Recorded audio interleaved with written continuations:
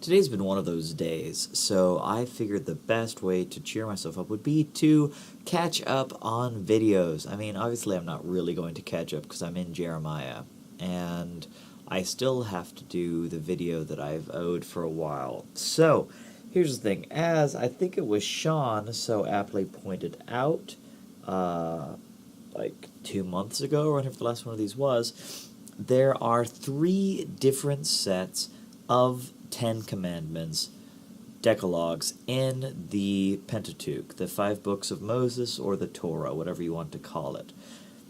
The thing that gets confusing is, of those 3 sets of 10 Commandments, 2 of them are referred to as 10 Commandments, and neither of those 2 is the one that we call the 10 Commandments. I think it's Deuteronomy 5 has a set that's referred to as the 10 Commandments, which are a retelling of the 10 Commandments from Exodus 20. But the first one that's actually called 10 Commandments, as again, Sean, I think it was, pointed out, is in Exodus 34. And it starts off a similar way, but let's do some background and context first. So we know what happens, right? Moses goes to the mount. The Lord gives him tablets of stone to write the law on. Moses comes down out of the mount, and while he was up in the mount for the 40 days and 40 nights, or however long it was, the people go to Aaron, and they do the whole golden calf thing and all that other jazz, and then Moses gets ticked, and he throws the tablets down, and they break, and he makes them grind up the golden calf and melt it and drink and puts it in water, and they drink the water and they all get sick. And then Moses goes back up to the mountain again, and he is commanded this time to hew out tablets himself. The time before, the Lord did it, and on them the Lord would write the words of the law that were given before. And then there's some ambiguous pronouns because it says, and he wrote upon them, and the big argument is, of course, whether Moses is the one who writes the law or the Lord writes the law, and whether the 10 Commandments that are written are the 10 Commandments that were given earlier, or whether they are the different 10 Commandments that appear in Exodus 34.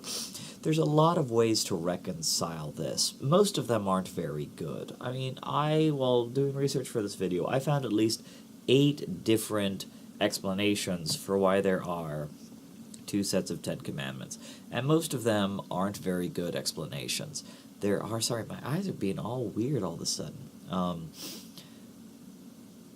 Mormons have our own explanation that is that when Moses went up to the mount the first time, he was given the higher law, the law of the Melchizedek priesthood, or the most holy priesthood after the order of the Son of God. But after everybody screwed up and they didn't live up to that. Owie, that was sharp. What was that? Oh. I don't know what that is. They were given the lower commandments, the Aaronic covenant, and the Levitical commandments, which of course appear throughout later. There's the 613 commandments of the lower law. Now, that of course appeals to me. I mean, I am Mormon. But there are other things that the other reconciliation that I like are the ones that aren't really reconciliations, that say that there are 2 different sets of 10 Commandments.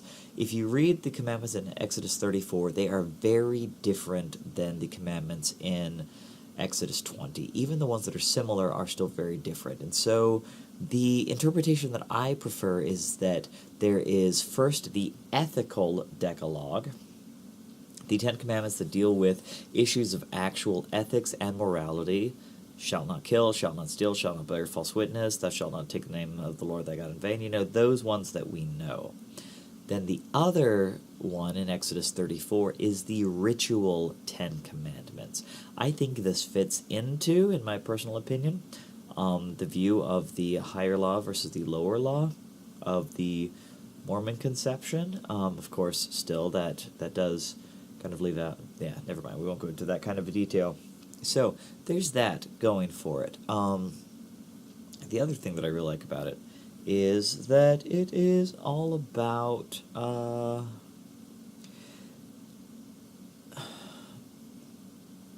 in both instances they're commandments of the law. In both instances they're things that the children of Israel were commanded to do. But while we think of the ethical 10 commandments, the Exodus 20 commandments, as proscriptions against stuff you shouldn't do. They're very much thou shalt nots. The ritual 10 commandments have a lot of thou shalts. Thou shalt, all the men have to come together 3 times a year. You build booths during the month of Sukkoth. You do this, you do that. It's not about the thou shalt nots. And I think that it's really important to remember that we need both positive and negative commandments.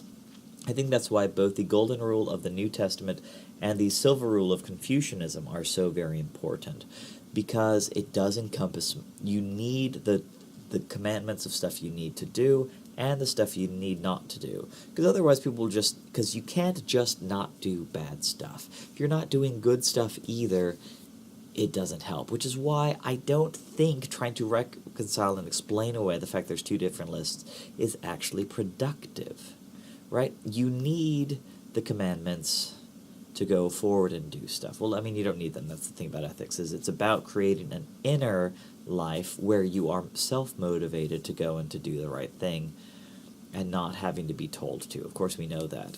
Friends of mine with parents, you really, really know that. That's the big struggle of being a parent, is teaching your children to want to do good things, and not having to bribe them or whatever else.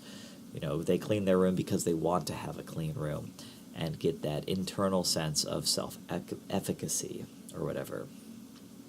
So, I mentioned the gold and silver rules earlier. The golden rule we know from, whatsoever thou wouldst,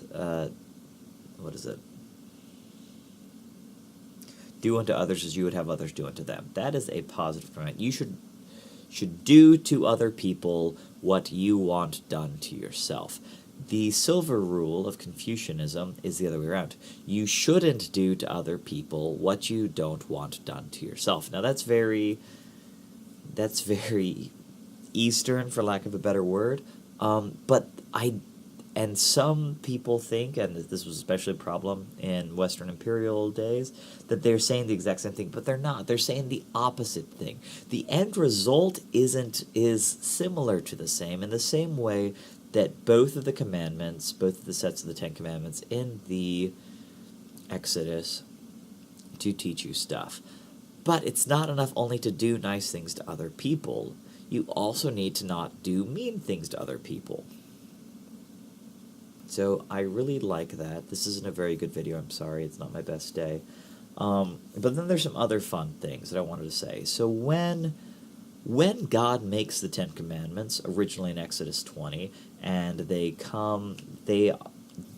belief in Rabbinical Judaism is that they are carved by the Lord from the stone that his throne is on top of, which is described in Exodus 19, I think, or Exodus 18, wherever it is, as like sapphire stone. Now, we use the word sapphire, considering that they're just out of Egypt. It's probably not actually sapphire, it's probably lapis lazuli, which is an incredibly gorgeous stone. It's highly prized in Egyptian art, and Egypt is the only spot that they had it.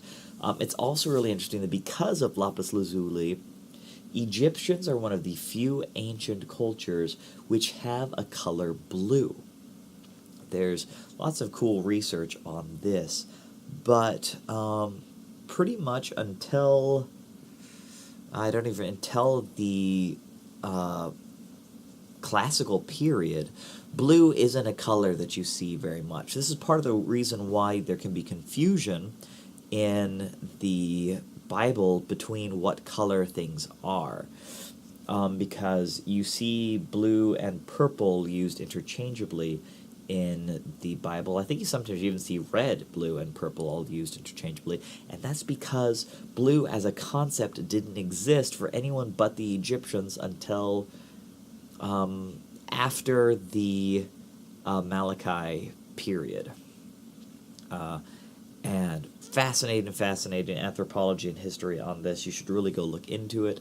I mean, you get into how Homer refers to the sea as wine-colored, and I don't know about you. I've seen the sea a few times. I've never seen the Mediterranean in person. I'd really like to see it. But the Mediterranean around Greece, where, I've seen pictures, doesn't look anything like wine.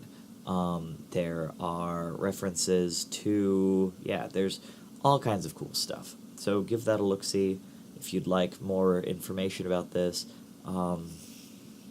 Think that it's possible it could not be a sapphire or a lapis lazuli. It might even be some kind of an amethyst. It could be purple instead of blue. But yeah, that is all I wanted to say today. You are wonderful. I hope you have a good day today, or had a good day today. I'm feeling better now. So remember, go out and do good stuff. Don't just not do bad stuff. Now, it's true, you shouldn't do bad stuff too, but don't do bad stuff. Do good stuff. Remember that I love you.